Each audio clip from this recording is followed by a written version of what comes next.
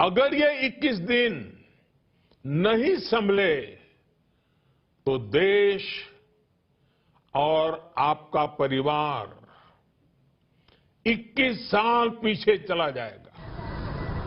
On March 24th, Prime Minister Narendra Modi ordered the world's largest lockdown with just 4 hours' notice, and panic was in full display in the country of 1.3 billion people.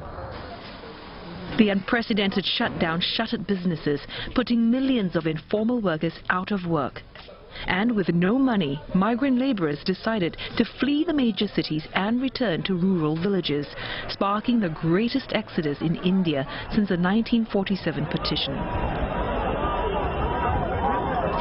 There was mayhem at train and bus stations as authorities struggled to control the massive crowds.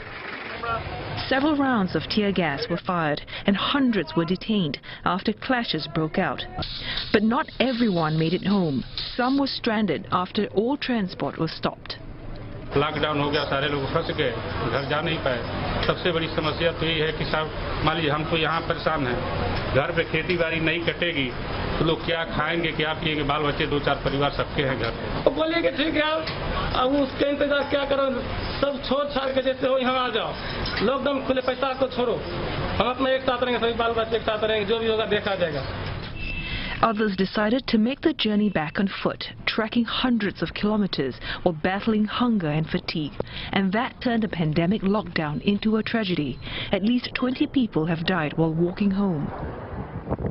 Apart from the humanitarian cost, India is also counting the economic cost.